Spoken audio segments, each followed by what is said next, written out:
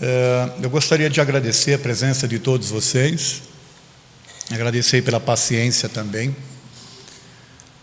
e pedir que Jesus possa nos amparar na tarde de hoje, que Ele possa permitir que nós possamos juntos aprender um pouco mais sobre a doutrina, que a gente possa também, através dos novos aprendizados, fazer um processo todo aí de transformação do nosso mental, transformação dos nossos valores, da forma como nós nos encaramos e da forma como nós encaramos o mundo.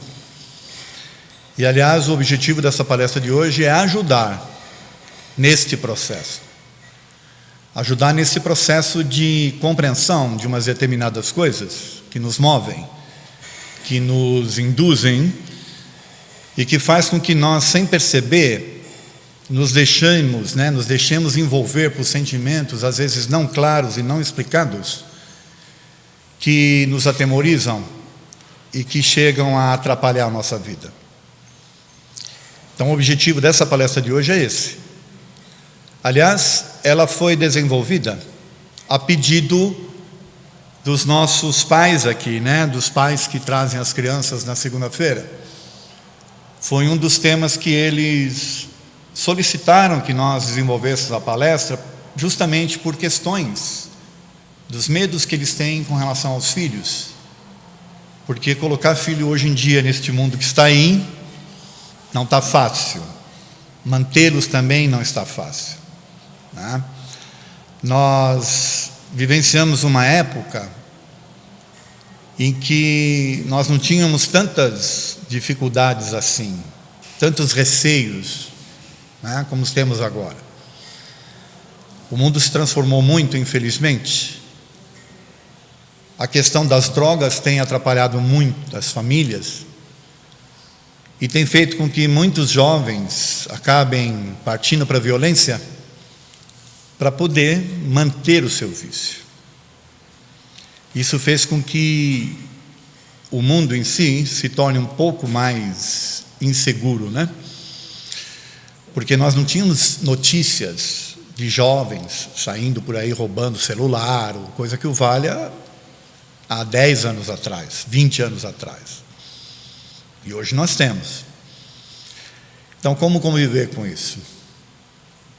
Fora outras coisas mais. E o objetivo dessa palestra é justamente para que a gente possa entender determinadas coisas e aprender um pouco qual é o nosso posicionamento mental em relação às coisas. Tá certo?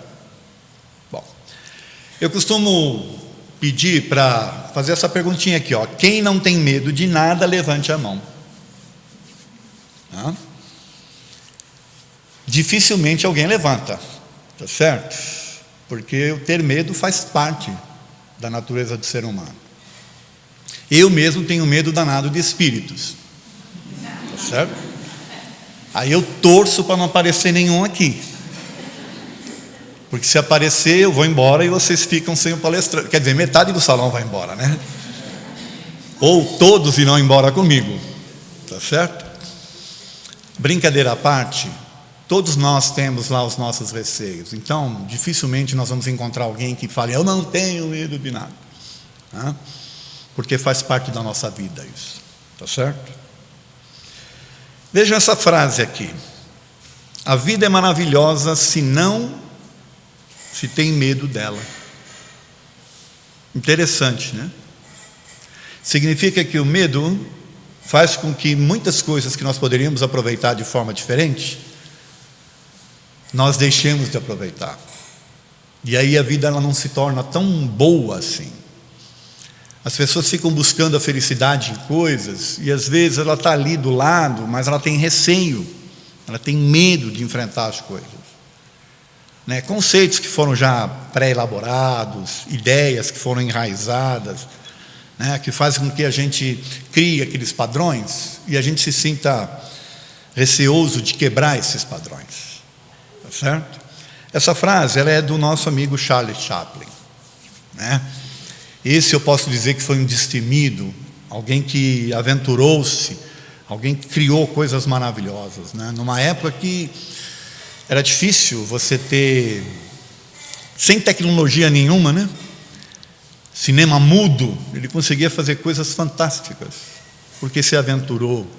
Por isso que eu escolhi essa frase dele, para dar início aí à nossa conversação sobre o tema. Por que sentimos medo? Vamos entender. Medo, vem do latim meto, isso segundo o Michaelis, né, o dicionário. É uma perturbação resultante da ideia de um perigo real ou aparente, ou da presença de alguma coisa estranha ou perigosa. Pavor, susto, terror. Também é apreensão, receio de ofender, causar algum mal ou ser desagradável. Olha que interessante. Quantos de nós não temos esse tipo de receio aqui? De ser desagradável, de causar algum mal, de fazer alguma coisa, né? E isso faz com que a gente realmente viva uma vida, às vezes andando assim numa corda bamba, preocupados ao extremo com as coisas, está certo? Bom, o medo é um sentimento não pensado e decidido, é instintivo e reativo, faz parte dos impulsos comuns a todo ser humano. Então aqui já começa um processo que nós temos que entender. Você não decide, vou ter medo disso ou não. Na maioria das vezes. É um instinto, é uma coisa que vem impulsiva. Tá certo? Faz parte da natureza do ser humano, faz parte lá do nosso instinto de preservação, que é oriundo aí do reino animal, tá certo? Que a gente vem migrando, né? A gente vem num processo de evolução, até no campo físico. Além da evolução espiritual, tem a evolução no campo físico. E algumas coisas nós herdamos do reino animal. O instinto de preservação é um deles. E o medo faz parte desse instinto. Quando você toma um susto, você não tem tempo para pensar se vai ter medo ou não vai ter medo. Simplesmente, né, a adrenalina sobe a 1000 e você tem aquelas sensações todas, tá certo? Quem já levou susto aqui sabe do que eu estou falando, né? A sensação que o coração dispara, vem uma série de coisas assim que você não tem controle. Você passa a ter controle depois que a adrenalina baixa, aí vem a razão e você começa a tomar algumas decisões com base naquilo que você vivenciou, tá certo?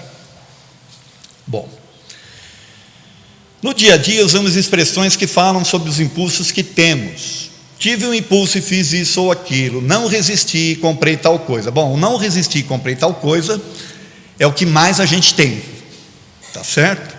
São impulsos, né? O medo é, pois, mais um desses impulsos tão comuns, motivado principalmente pelo desconhecido, que gera a incerteza e a insegurança. Então, tudo aquilo que para nós soa desconhecido, incerteza, a gente fica inseguro. Consequentemente, a gente fica com medo. A gente precisa ter controle nas coisas. De preferência, tem pessoas que ao viajar de avião preferiam estar ela pilotando. Tá certo? Para ter segurança mesmo, né? De que não vai ter dificuldades e tal. Podemos citar como variações no medo outros sentimentos tais como timidez, acanhamento, vergonha, receio, terror, pavor, sobressalto, apreensão e inibição. Olha quantas variantes. Timidez. Já imaginaram que a timidez pode ser oriunda de medo? Da insegurança, da incerteza, né? Acanhamento, vergonha, receio. Bom, terror faz parte desse processo, certo? E outros sentimentos tais.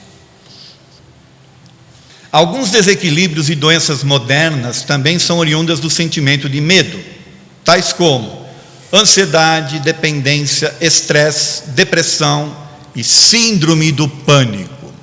Bom, pelo próprio título dessa doença, síndrome do pânico, a gente já tem aí a origem dela, tá certo? São doenças modernas essa, né? O estresse, depressão e síndrome do pânico, você não ouvia falar há 20, 30 anos atrás. Não sei se existe uma correlação dessas doenças, do desenvolvimento delas, com a própria transformação que eu citei aqui no início, que está havendo com a sociedade, tá certo?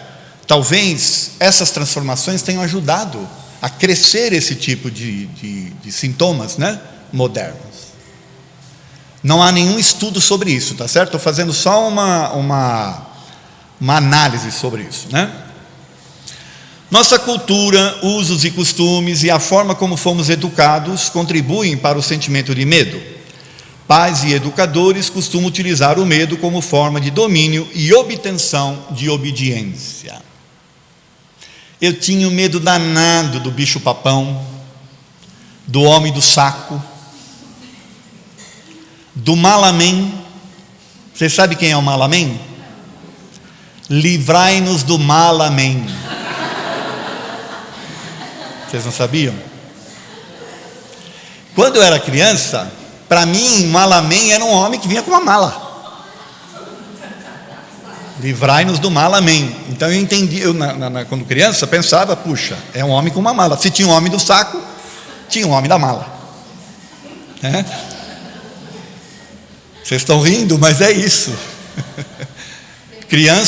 A criança ela imagina uma série de coisas, tá certo? Na minha cabeça, o malamém era o homem da mala. Então, não sei se vocês estão percebendo, a gente lá desde cedo, a gente vem recebendo inputs que vão fazendo com que a gente sinta que o mundo é um local complicado, difícil. E a gente vai criando essas ideias, né, esses medos, vamos assim dizer, esses receios, sem perceber, e a gente vai entronizando isso e leva para o resto da vida, né? A maioria das religiões, principalmente a cristã, cresceram baseadas na imposição do medo como forma de domínio, preponderância e perpetuação no poder. Deus sempre foi apresentado como um Deus guerreiro, um Deus que pune, um Deus que cobra, um Deus que julga, um Deus que condena. Desde lá de trás, Moisés apresentou ele assim. Depois veio Jesus para falar que Deus é amor, que Deus perdoa, que Deus não julga, mas nós temos uma dificuldade de aceitar isso. Por quê? Porque infelizmente as palavras de Jesus são transformadas, elas são utilizadas como uma forma de manter as pessoas na dependência de quem as pronuncia. Então, quanto mais as pessoas se sentirem assustadas, preocupadas, elas mais precisarão daqueles que se dizem intermediários, entende? Isso é para a gente pensar, tá? Porque a gente vem sofrendo esse processo há muito tempo, muitos milênios, vamos assim dizer, desde que a religião cristã se estabeleceu, no nosso caso, tá certo? Falei do malamém, vamos ver a contribuição dos pais para com os medos? Isso é importante para a gente que hoje tem filhos e para nós nos posicionarmos como filhos diante daquilo que nós vivenciamos com os nossos pais. Ameaçar com medo para que os filhos obedeçam. É o que acontecia, certo? Se você não fizer tal coisa, o homem do saco, se você não fizer isso, tal coisa vai acontecer e por aí afora. É uma forma de educar, porém, é uma forma de também, sem perceber, e está incutindo na cabeça daquela criança, que vai crescer, né? Esse sentimento sem que ela perceba de onde vem. Tá certo? Isso eu digo lá na frente, né? Ridicularizar os medos reais da criança, que para os adultos parecem tolos e injustificados. E aqui existem as fases. Ora, você como adulto tem uma ideia. Ela como criança, lembra que eu falei para vocês? Para mim o malamém era um homem com uma mala. Não sabia que era o final da prece. Tá certo? Então, sem perceber, a gente vai criando, né, essas ideias. Ignorar os medos dos filhos, pensando que é só uma fase, que se resolverá com o tempo. Tem que conversar, tem que entender, tem que fazer ele entender por que ele está com aquele medo. E tentar, na maioria das vezes, retirar do mental dele essa ideia, trazendo segurança para ele. Tá certo? Não ignorar. Pressionar demasiadamente para que os filhos enfrentem seus medos a fim de superá-los. Motivar é mais adequado. Quando você força, você não ajuda no processo de compreensão. Você cria mais medo ainda. Porque agora, além do medo daquela coisa, tem o medo dos pais, né? Que estão cobrando. Antecipação do medo, quando pais previnem de forma exagerada possíveis situações que possam ocorrer. Então é mais ou menos o que está acontecendo hoje. Vai sair à noite, cuidado, olha, vê se não vai, cuidado para não sei aonde, não pega tal coisa, blá, blá, blá. Ou seja, a gente vai amplificando e sem perceber a gente vai descarregando em cima deles, né, esses medos, tá certo? Que na verdade é mais nosso do que dele, né? Abuso doméstico, fazendo que as crianças passem a ter medo dos próprios pais. O abuso aí pode ser tanto dos pais em relação aos filhos, como de um cônjuge para com o outro. Violência em casa, coisas desse tipo, que contribuem para o crescimento do medo. Divórcio, que pode contribuir no caso aqui. Afinal, é uma situação que foge da normalidade. O divórcio, ele não só pode contribuir com relação ao medo, como pode contribuir para que lá na frente essa pessoa tenha medo de relacionar-se. Quer dizer, o medo da relação, né? O medo de assumir família, o medo de assumir compromissos e por aí afora. Porque houve um rompimento de um compromisso. Naturalmente que a gente está falando aqui de forma genérica. Tudo tem a sua forma de fazer as coisas, está certo? O problema é quando ele é de forma impositiva, quando ele é de forma que crie problemas no lar. A violência social mal orientada também pode contribuir. Como não dá para evitar tais assuntos, devem ser comentados com cuidado. Tem como ignorar o que está acontecendo no mundo? Não dá. Então, tem que conversar sobre eles de forma cuidadosa, para não amplificar, para simplesmente ter os cuidados necessários, sem que se crie uma amplificação que faz com que a pessoa se isole. Hoje nós temos muitos jovens presos nos seus lares, presos nos seus computadores, porque a relação com o computador, ela não é uma temerosa, ela é uma relação de controle, ela é fácil, você não precisa se relacionar, você não vai ter dificuldade com as pessoas e por aí afora. Isso é eu diria que é uma novidade, né, que está acontecendo no mundo. Nós não tínhamos essa situação anteriormente.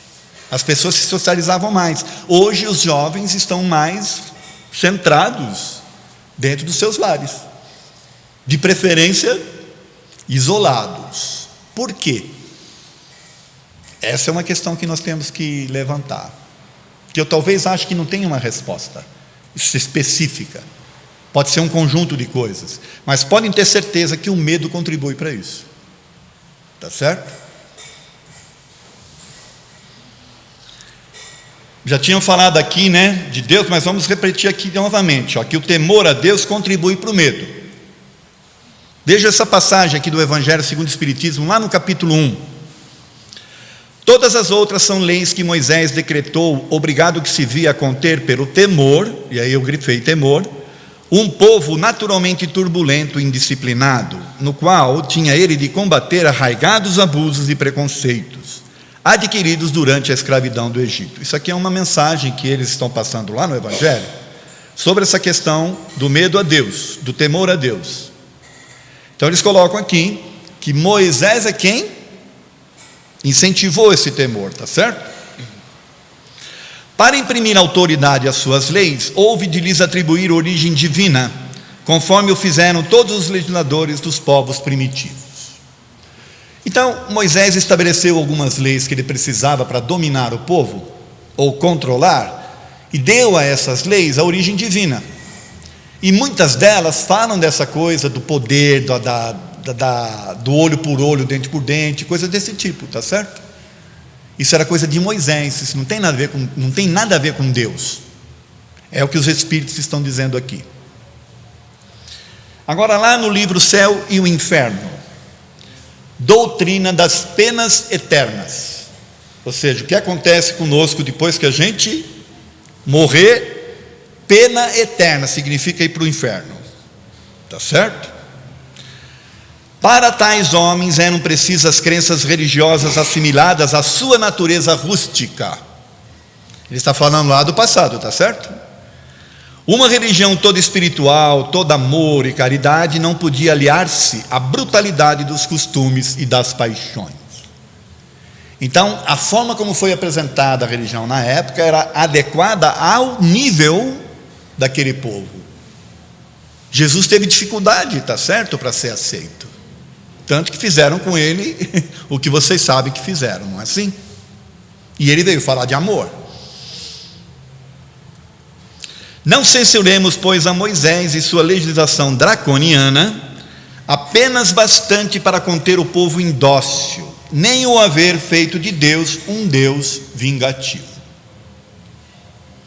Então, se nós queremos ter uma ideia, ou saber exatamente de onde vêm essas crenças nesse Deus vingativo, quando Jesus veio falar de um Deus de amor, está aí enraizado nas leis mosaicas. Isso segundo os Espíritos, está certo? Podemos facilmente perdoar uma criança que tem medo do escuro. A real tragédia da vida é quando os homens têm medo da luz. Olha que interessante. Uma criança ter medo do escuro é aceitável. Agora, os homens terem medo da luz, aí é preocupante. Esta frase só poderia ser, de Platão. Tá certo? O meio e o convívio contribuem para o medo. Vamos ver. Porque como nós temos medo da luz, tá certo? Nossos valores, a forma como vivemos, os ideais que cultuamos, as crenças que alimentamos e os hábitos que mantemos no dia a dia, contribuem para aumentar ou amenizar o medo, nos paralisando ou nos impulsionando. Pegue uma pessoa que fique o tempo todo em casa, que não se relacione, que não trabalhe, ou que viva ali, ligada na TV, assistindo Datena, ou assistindo filmes ou coisas que tragam violência, terror, ou coisa que o valha. Como é que é o dia dessa pessoa? Como é que é o mental dela em relação ao mundo? Como é que ela se sente? Ela vê o mundo como algo ameaçador, como algo assustador, tá certo? Por quê? Porque o objeto dela, daquilo que ela está captando, é só desgraça. Como é que ela pode acreditar em algo diferente, em algo bom, se o que ela está convivendo com ela é desgraça?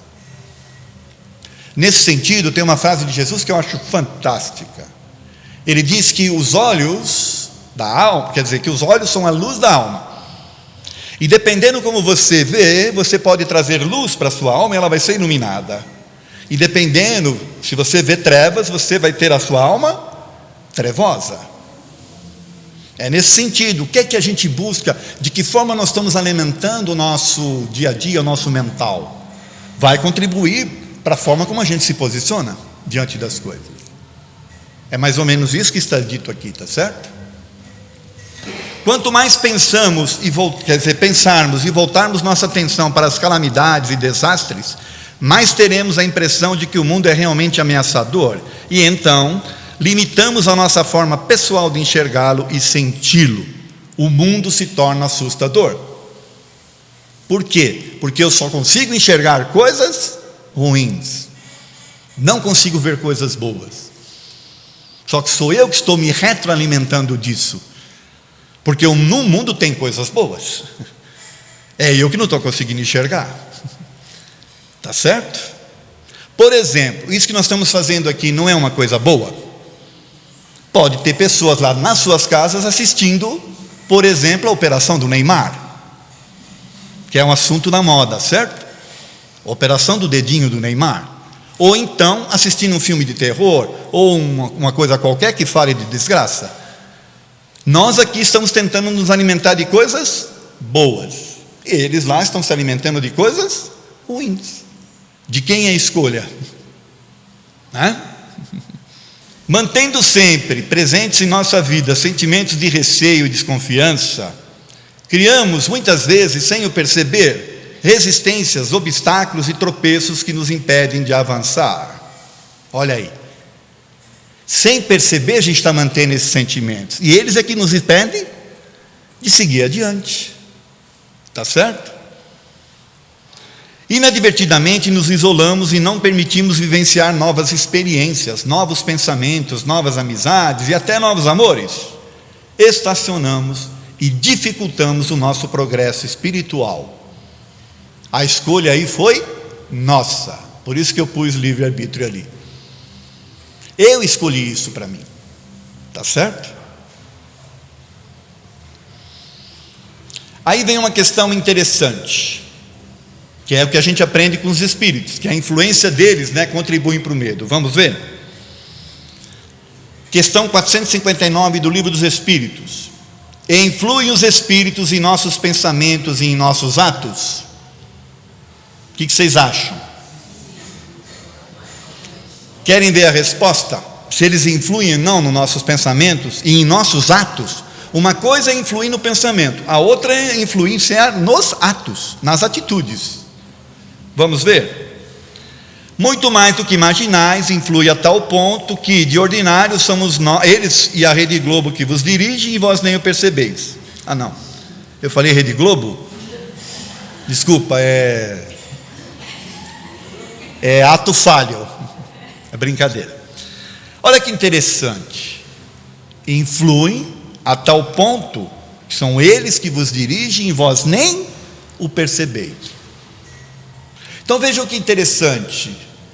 Eu falei brincando na Rede Globo, mas tem tudo a ver, tá? Rede Globo e você, tudo a ver. Tem tudo a ver. Olha os jargões como ficam. O que eu estou querendo dizer na verdade com isso? Os espíritos influenciam. O pensamento de quem é? É deles ou é meu? O primeiro é meu. Eles podem influenciar se eles se ligarem no meu pensamento. Se eu tenho pensamentos bons, eu vou atrair que tipo de espíritos? Os ruins ou os bons? Então eu estou retroalimentando e estou permitindo uma amplificação desses espíritos que gostam desse tipo de coisa. Tá certo? Então quando alguém faz um programa, idealiza alguma coisa, agora brincando um pouco com essa questão da Rede Globo, que elas colocam aqueles tipos de programa, qual é o interesse deles? De ganhar público, porque o público gosta dessas coisas. Porém, olha a responsabilidade deles ao transmitirem só esse tipo de coisas. De que forma eles estão contribuindo com o mundo? Para tornar o mundo um mundo mais inseguro, as pessoas mais insatisfeitas, as pessoas mais infelizes? Infelizmente. Porque há essa contribuição. Tá certo? Questão 460, com os pensamentos que nos são próprios, haverá outros que nos sejam sugeridos? Vossa alma é um espírito que pensa. Não ignorais que frequentemente muitos pensamentos sobre o mesmo assunto vos acodem ao mesmo tempo, não raro, contrário uns aos outros. Então a gente fica nesse dilema. Eu gostava muito daquele desenho do Pica-Pau, que mostrava o Pica-Pau diabinho e o Pica-Pau anjinho, e ele sempre dava atenção para o diabinho. Pica-Pau nunca dava atenção para o anjinho. Pica-Pau é da minha época, tá, gente? Ali era interessante, porque mostrava bem essa questão dessa influenciação. Mas a decisão sempre era do Pica-Pau, e a decisão sempre é nossa. Tá certo? Jesus nos alerta sobre o medo. Vamos ver aonde? Observai os pássaros do céu, não semeiam, não ceifam, nada guardam em celeiros, mas vosso Pai Celestial os alimenta. Acaso não sois muito mais do que eles? A pergunta que ele faz. Porque ele via as pessoas preocupadas com o dia de amanhã, com isso, com aquilo, e falava: por que vocês estão preocupados? Olha as aves do céu. Ou seja, ele está tentando dizer o seguinte: Deus olha por todos vocês. Está certo? Porque também vós inquietais pelo vestuário, observai como crescem os lírios dos campos, não trabalham nem fiam. Entretanto, eu vos declaro que nem Salomão, em toda a sua glória, jamais se vestiu como um deles. Aqui é na sequência, está certo? Não vos inquieteis, pois, dizendo que comeremos, ou que beberemos, ou de que nos vestiremos, como fazem os pagãos que andam à procura de todas essas coisas. Porque vosso Pai sabe que tendes necessidade delas. E se Ele sabe que você tem essa necessidade, Ele há de lhe prover. Só que você precisa acreditar. Buscai primeiramente o reino de Deus e a sua justiça, que todas essas coisas vos serão dadas de acréscimo. Assim, pois, não vos ponhais inquietos pelo dia de amanhã, porquanto o amanhã cuidará de si. A cada dia basta o seu mal. Gente, isso é poesia, isso é fantástico, é uma coisa para a gente pensar. Um espírito elevadíssimo veio até nós para trazer esse tipo de mensagem, e nós não damos atenção. Eu gosto muito desse final: não se ponha inquieto pelo dia de amanhã, porquanto amanhã cuidará de si. A cada dia basta o seu mal. Viva despreocupado, viva, tá certo? Tem essa outra mensagem aqui. Este quadro, por acaso, é sobre esta passagem do Evangelho, tá? Ao anoitecer, disse ele aos seus discípulos: vamos para o outro lado.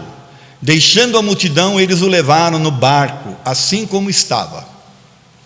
Levantou-se um forte vendaval e as ondas se lançavam sobre o barco, de forma que este ia se enchendo de água.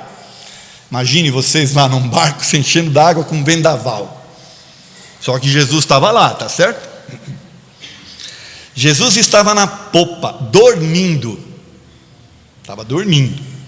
Os discípulos o acordaram e clamaram: mestre, não te importas que morramos? Imagina o susto.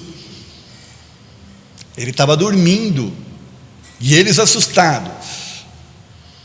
Ele se levantou, repreendeu o vento e disse ao mar: aquiete-se, acalme-se. O vento se aquietou e fez-se completa bonança. Então perguntou aos seus discípulos: por que vocês estão com tanto medo? Ainda não têm fé? Eles estavam apavorados e perguntavam uns aos outros: quem é este que até o vento e o mar lhe obedecem? Essa passagem é fantástica, né?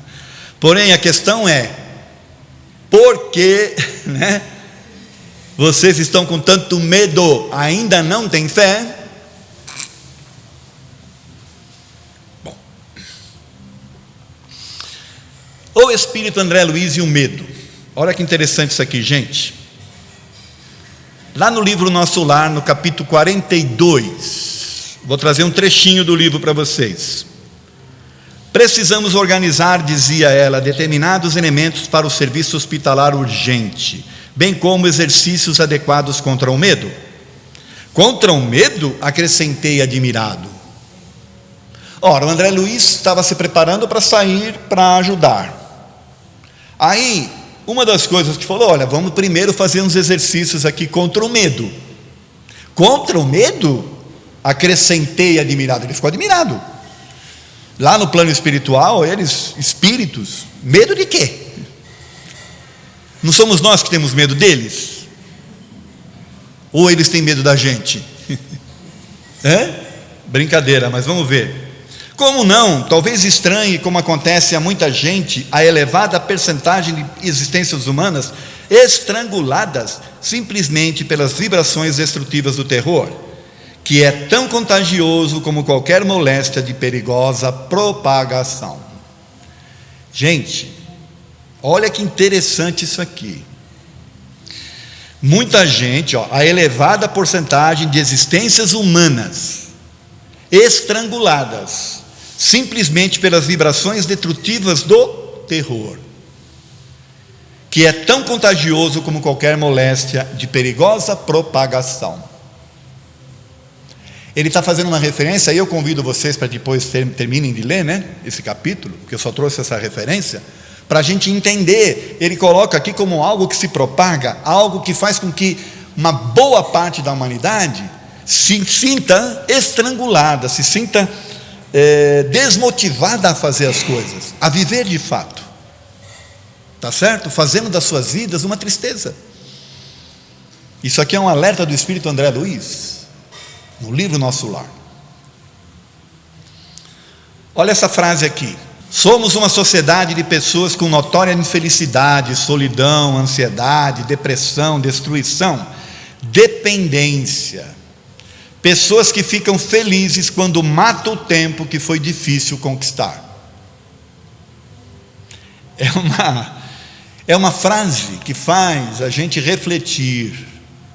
A gente tem dificuldade de conquistar um tempinho para a gente, e quando conquista, mata com besteiras, distrações ou coisa que o valha. Essa frase aqui é do Erich Fromm, né? Um americano que, se não me engano, o Erich Fromm, não sei se ele é um escritor, me perdoem, ou se ele é um diplomata americano. Depois vocês pesquisem aí, por favor. O importante é a frase dele, tá certo? Que nos remete a isso aqui, ó. Será que é possível ter medo de si mesmo? Será que nós temos medo de nós mesmos? Uma coisa é ter medo das coisas, a outra é você ter medo de você mesmo. Muitas pessoas têm medo de si mesmas, levadas por crenças antigas de culpas e pecados, anulam-se e não se aceitam como são. Isso faz com que sofram muito, pois acumulam sentimentos de insegurança, incertezas e angústia. Somos pecadores natos, estamos aqui para pagar os nossos pecados, estamos aqui para sofrer, e nós temos que carregar essa mazela. Esse é o pensamento que existe na maioria das pessoas, e inclusive no meio espírita. Só que não é nada disso. Nós estamos aqui para aprender, sim, mas estamos aqui para se desenvolver. Os erros que nós cometemos fazem parte do aprendizado. Eles não podem ser considerados pecados, tá certo? Essa é uma questão que nós temos que pensar. Aqui também existe a influência espiritual. Daí a importância de nos conhecermos e nos aceitarmos como realmente o somos. Afinal, não somos nem melhor nem pior do que ninguém. Por isso não precisamos ter medo do que ou de quem nós somos. O que eu sou poderia ser melhor, sou pior do que alguém, sou melhor do que alguém. A gente costuma fazer esse tipo de comparação, esquecendo que somos nós somos o que somos. Deus nos permitiu isso, Deus nos concedeu e nos deu esta oportunidade. Independentemente da forma como a gente se sinta com a gente, nós temos a nossa importância, quer a gente acredite ou não, porque Deus apostou na gente, Ele nos deu essa oportunidade, não é assim? E mais, Ele ainda te deu a oportunidade de pensar, tomar decisões, mesmo as decisões erradas. Ora, que Deus é esse, então, que vai me castigar depois, porque Ele me deu a condição de pensar, tomar uma decisão, e depois Ele acha que a decisão que eu tomei é errada. Eu vou aprender com isso, tá certo? O meu erro vai fazer com que eu me transforme, que eu seja diferente. Então nós temos que ter cuidado para carregar culpas e pecados exagerados na nossa vida. Eu costumo dizer que o espírita tem que abolir a palavra pecador do seu vocabulário e trazer para si a palavra aprendiz. Substitua uma pela outra, você vai ver que a sua vida vai se transformar. Você vai ser uma pessoa totalmente diferente a partir daí. Você não é um pecador, você é um aprendiz. Você está no processo de aprendizado das coisas, e Deus não vai te punir por isso.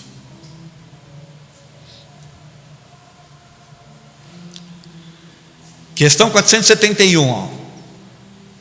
Essa questão, gente, ela é de extrema importância para a gente entender, tá? Porque ela vai fazer um fecho nisso que eu falei para vocês até agora. Vamos ver. Quando experimentamos uma sensação de angústia, de ansiedade indefinível, ou ainda de íntima insatisfação, sem que lhe conheçamos a causa, devemos atribuí-la unicamente a uma disposição física? Olha que pergunta interessante.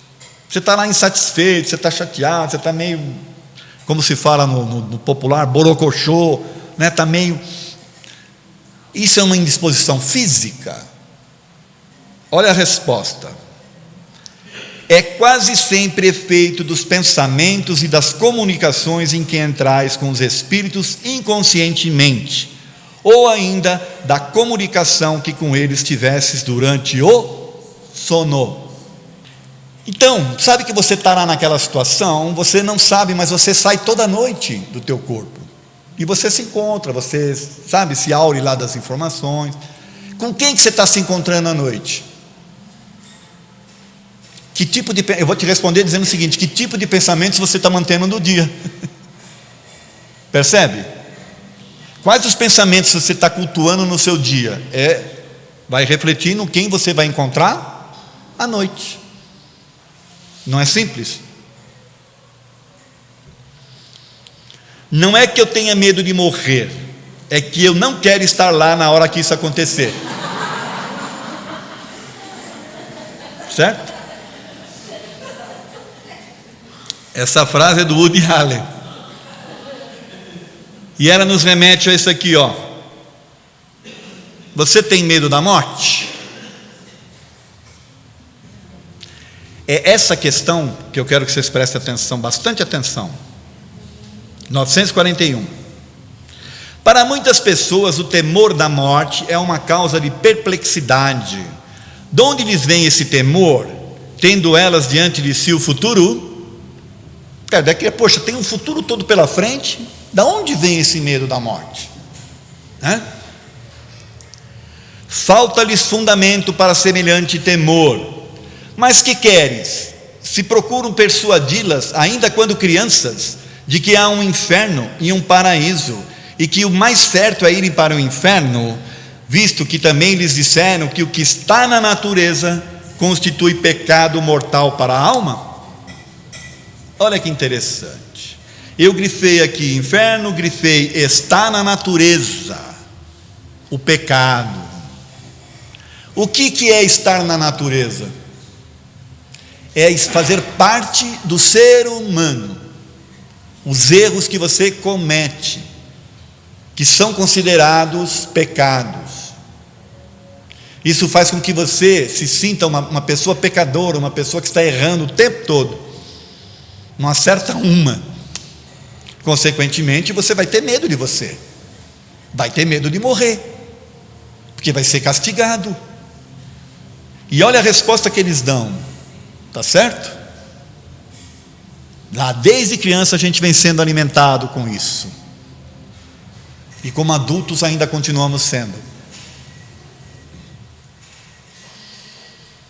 Será que o medo é só negativo, gente? O que vocês acham? Como a gente já viu aqui, ele faz parte do instinto de preservação, então nesse aspecto ele é positivo, tá certo? Senão a gente faria coisas aí do arco da velha, né? Mas vamos lá. O medo é da natureza, não há criatura que não o sinta em menor ou maior grau. Os medos têm funções importantes nas nossas vidas, nos colocando frente a fatores necessários ao nosso desenvolvimento emocional e crescimento espiritual. Ao enfrentarmos situações assustadoras, nos testamos invariavelmente, desenvolvemos uma consciência mais aguçada de quem somos e como somos, do que somos capazes, dos nossos limites e quanto ainda nos falta em conhecimento e amadurecimento espiritual. Até aí tudo bem? Então o medo serve para a gente ter a gente vai fazendo uma medida, né? Até onde eu posso ir, onde eu não posso, tá certo? Bom, podemos dizer que os medos são pedagógicos e podem nos ensinar. É precioso encarar os medos como uma coisa até benéfica em nossa vida, pelo menos útil, pois o sentimento de medo nos faz ver que ainda não somos seres iluminados e com muito a aprender. Então, assim, faz parte da natureza, porém eu tenho que aprender a conviver com eles. Não posso fazer com que o medo me anule e que ele me faça ficar preso no quarto, que eu não consiga me relacionar. Alguém que terminou um relacionamento, por exemplo, medo de se entregar a um novo, de sofrer novamente, e por aí afora. Estou usando um exemplo apenas, está certo? Não seria muito estranho um espírito iluminado com medos a serem superados? Essa é uma questão que eu estou colocando aqui. Como é que o espírito que hoje a gente chama de mentor chegou aonde ele chegou? Só fazendo cursos? Só na base da teoria? Ou vivenciando situações e aprendendo com elas, enfrentando as coisas? Então o mentor de hoje é aquele que vivenciou e superou os seus medos. Está certo? Superar os medos significa aprendizagem. O receio e a incerteza como sentimentos a serem suplantados normalmente nos livram de atos inconsequentes, desrespeitosos e sem objetivos. Mas é interessante, superar os medos significa aprendizagem.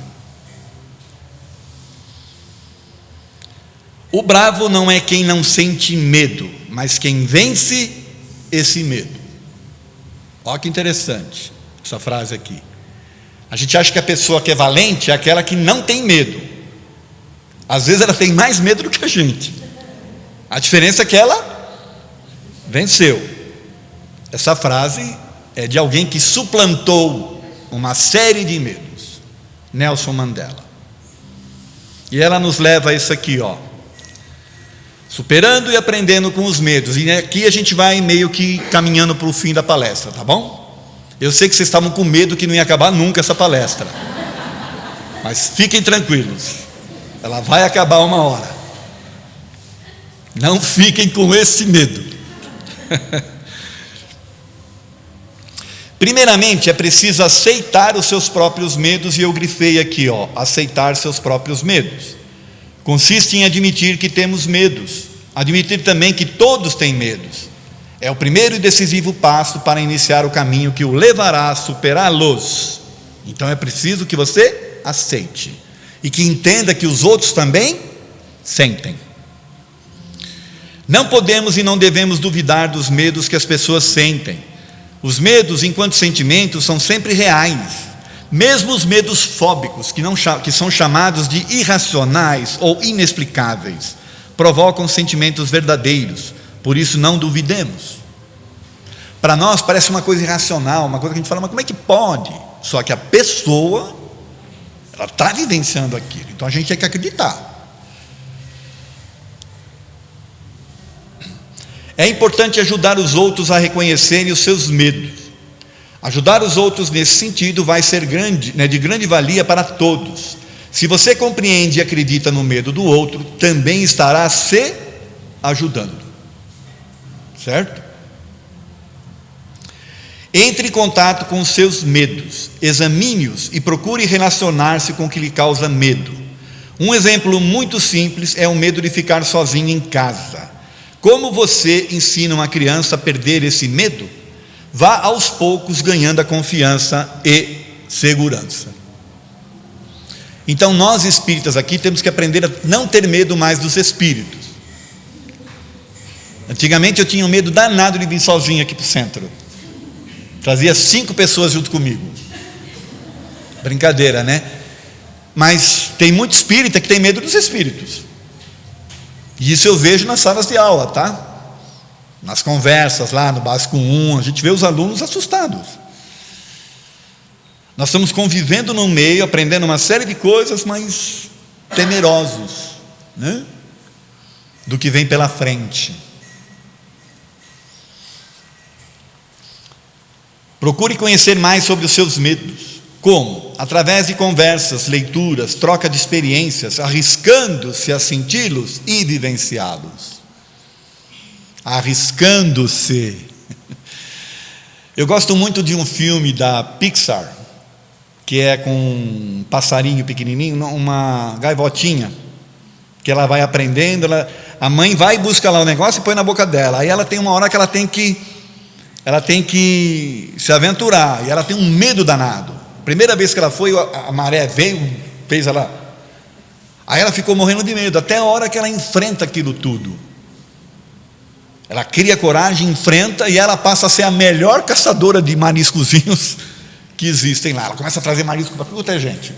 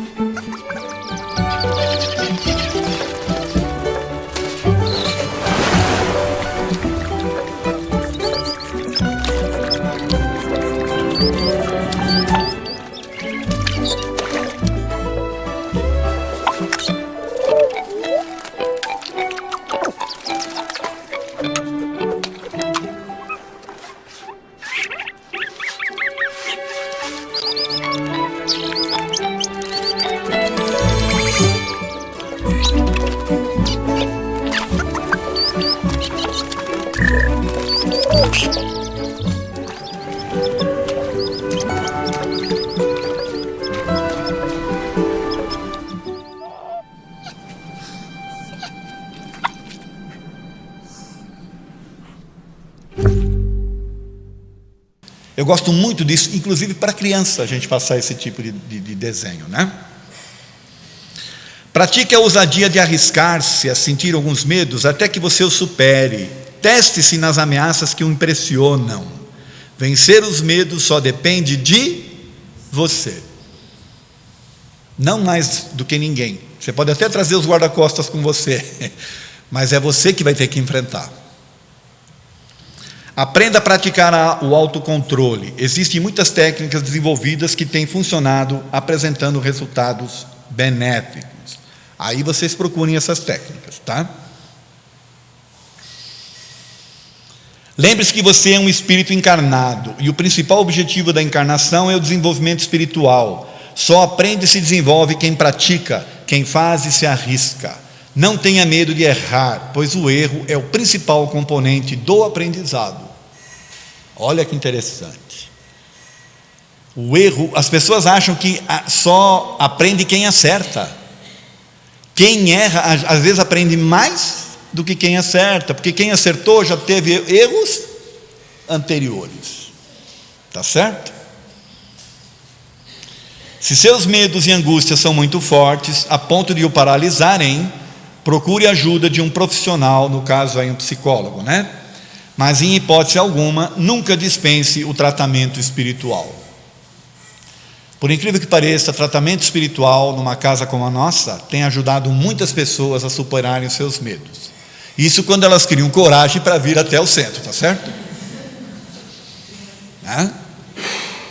Mas nós temos um tratamento aqui chamado de A6, que é um tratamento para pessoas com doenças psíquicas, pessoas que estão em depressão, pessoas que estavam tomando remédios, inclusive. Vocês não têm ideia o que essas pessoas, né, depois de um tempo de tratamento, como elas estão transformadas.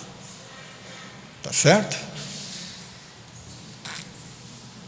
Finalizando com Nelson Mandela. Então nós vamos encerrar a palestra agora com algumas frases do Nelson Mandela, tá bom?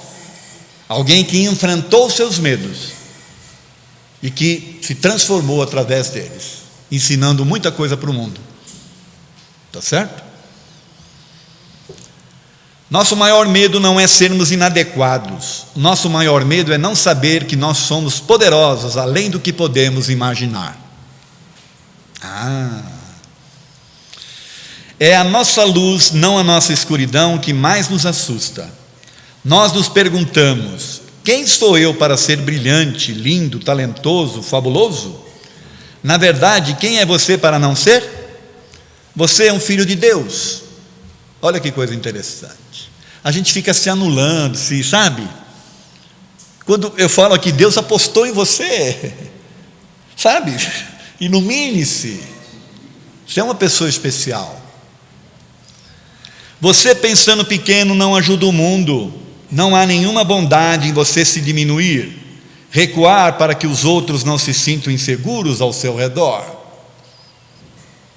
Olha que interessante essa frase. Às vezes a gente se anula para não chatear os outros, né? Só que o fato de você se irradiar vai ajudar a irradiar o ambiente, ajudar as outras pessoas também. Tá certo? E nos ensinaram ao contrário, né? Que você tem que se anular. Humildade, gente, não é apagar a sua luz, tá? Humildade é comportamento. E as pessoas humildes são pessoas iluminadas. Eu quero que vocês pensem sobre isso. Todos nós somos feitos para brilhar, como as crianças brilham. Nós nascemos para manifestar a glória de Deus dentro de nós. Isso não ocorre somente em alguns de nós, mas em todos. Enquanto permitimos que nossa luz brilhe, nós inconscientemente damos permissão a outros para fazerem o mesmo. Quando nós nos libertarmos do nosso próprio medo, nossa presença automaticamente libertará outros.